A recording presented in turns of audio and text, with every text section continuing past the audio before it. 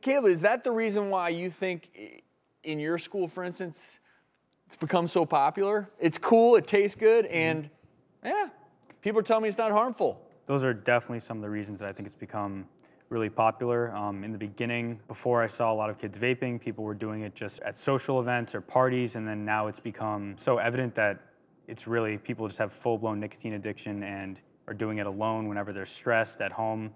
And I think kids these days, or high schoolers, already have enough stress, so adding a nicotine addiction, which is a problem that no teen should have to experience, into that mix is just gonna make everything that much harder. And as we know, one of the toughest addictions to deal with, nicotine addiction, Yeah. is so tough to break, one of the toughest. What are the rules in schools as far as, obviously as an advocate, Meredith, when I was growing up, there was no such thing as e-cigs, but there were cigarettes, and there was an area outside of my high school where if people smoked cigarettes, they could go smoke in this designated area during school breaks.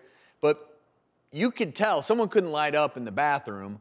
So I'm curious, are there now areas where kids go, or is it they hide in the bathrooms, or what does it look like in today's middle school or high school when it comes to vaping? Well, I think Caleb could speak to that because I am unfortunately no longer in that age category he is, but I will say that we have to remember this is a generation of kids who would otherwise not have been initiated into the use of tobacco products. Before 2015, when the most popular product that we all, has been widely acknowledged to be responsible at this moment in large part for this youth vaping epidemic with, almost 4 million kids using these products and others like it. The smoking rates among youth were the lowest they had ever been, and they were static. They were not going up.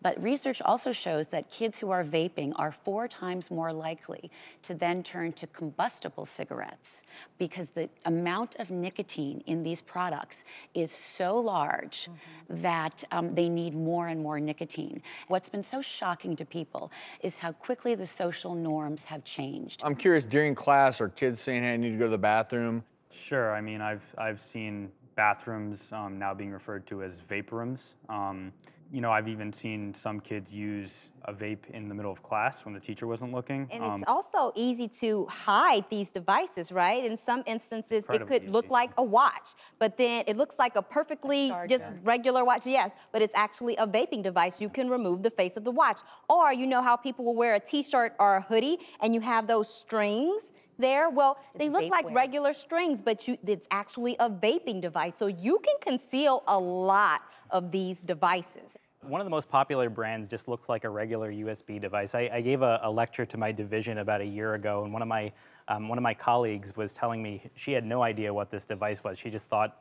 her son liked to carry around his USB device for some reason, like he really liked sharing files or something. But after she heard my lecture, she looked at it more closely. So I would advise parents, if your child is carrying around this device and you have no idea what it is, you might want to investigate it a little bit further.